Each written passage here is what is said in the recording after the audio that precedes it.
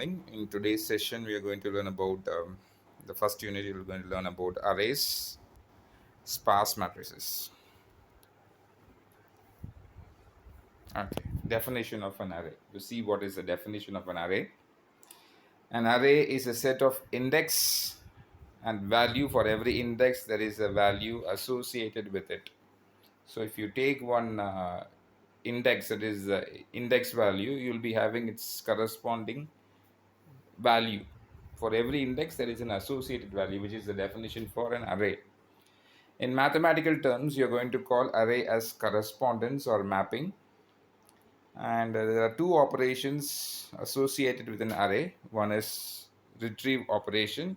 To retrieve, you will give the index, and there will be and that particular index will be having its own value. So it will retrieve, it will return the value which is there in that particular index. You know that array is actually it is there in sequential memory locations. For every index 1 2 3 4 5 6 will be the index. For every index will be a value here, and it will be stored one after the other. So it will retrieve based on the index value you're going to give. It will retrieve its appropriate value which is stored. The other one is store. Store is actually you will give the index and value pair. So it will get stored in the appropriate index. One after the other it will get stored. Okay, then was there something called as ordered list. Most commonly found data object is ordered or linear list. This array will be coming under ordered list. For example, days of a week, months of a year, etc. Arrays. Okay, arrays you can still call it is as a collection of homogeneous, because you can store only same types of data, and in a contiguous memory location. It is one after the other. Suppose if you take integer, everything will be integer. If you take double, everything will be double, and so on. So its memory representation will be starting from 0 to 11. Suppose if you want to store 12 elements, means its index will be starting from 0 till 11. Okay, this is actually the representation of arrays here. So the index will be at the bottom here, 0 1 2 3 up to 11 here, and 11 9 17 89 1 90 19 5 3 23 43 and 99 are its corresponding values. For every index there is an associated value. This is actually, since it is an array, it is stored in contiguous memory locations. Okay, this is the structure, data structure for an array. You'll be having a notation, and you're going to use that notation to define the structure of an array. And here's the structure array. Suppose if you want to define a structured array, it will be having two things. One is the index, the other one is the value. Okay, first one is the index. For every index there is an associated value. So you'll be having two data objects will be there. One is index, the other one is value. And then you'll be having two operations are there which can be performed using an array. One is store, the other one is retrieve. So first you are going to give the operation retrieve. Retrieve operation needs two types. Two inputs will be there. Two inputs are needed to retrieve a particular value from the array. What it has to, you have to give as inputs, you have to give the index, and you have to tell what array. You'll be having many arrays, so you have to specify which array and what is the index. If you specify the array and the index, it will take the appropriate value and it will return as the result. The value is the output, index and array is the input. Here then the other one is store. Store means you have to tell which array you have to store, what is its index and what is its corresponding value. It will be getting stored in the type array. It will get stored and it will get updated in the array. That is actually these two operations are possible, the 22 operations. The other one is axioms. Axioms for all a is an element of array. For example, I comma j, I comma array, I comma j, all these things belongs to a. Okay, index means you'll be having x and I. X is actually the index. Okay, I and j are array. Hope you understood. Actually, I and j indicates it is an array, and X indicates it is an index. So then you're having whatever create, suppose you are creating an array, you're going to create an array, then array structure will be created, because creation of an array doesn't need anything, just you're going to create an array. Okay, and then you're going to retrieve, once after creation you're going to try to retrieve, which is not possible because there is nothing inside the array, you cannot retrieve anything, so it will give the output as an error.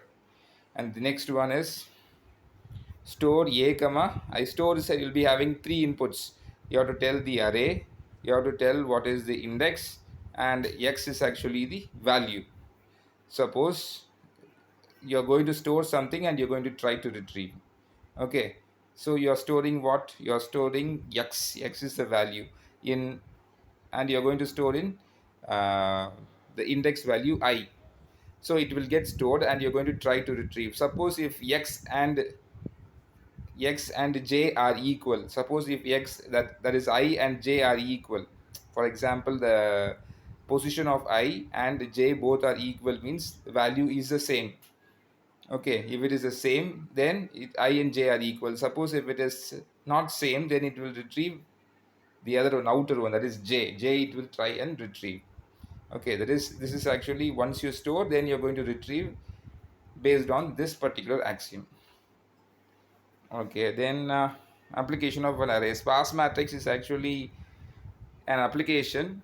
In this application, what you're going to use this array concept in sparse matrices. Actually, sparse matrices is you'll be having non-zero values will be very less.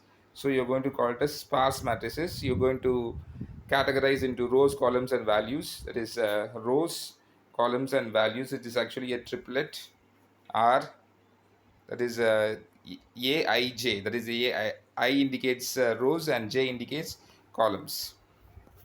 Okay, so the three tuples are there. Okay, then you're going to fix an array here. Okay, T indicates non-zero values here, and 1, the space is, it starts from 1 to 3 because you're having 3 values here. Okay, then A of, you're going to store everything in terms of a triplet. So since you're having non-zero values here, 0 comma, so what you're going to do is the top one, 6 comma 6 comma 8 is actually total number of elements here, total number of elements and non-zero values. Actually 6 by 6 is actually the rows and columns of the matrix, 8 is actually the non-zero values, and each and a 1 comma 1, actually 1 comma 1 is actually the position here, and 1 comma 1, and you're going to have the value here, and the value is actually 3. 1 comma 1, the value here will be 15, 22, minus 15, 11, 3, minus 6, 91, 28, it goes on. So you're going to store like this. Then you're going to take the transpose of it. Transpose means rows becomes columns and columns becomes rows. Okay, that's what you have given in this algorithm here. For each row, taking an element here, and then you're going to take the row and you're going to store it in the column. So that is the transpose here. You're having M, N, and T. Okay, then you're having A is actually the input sparse form here, and B is actually the output here. You're having A and B.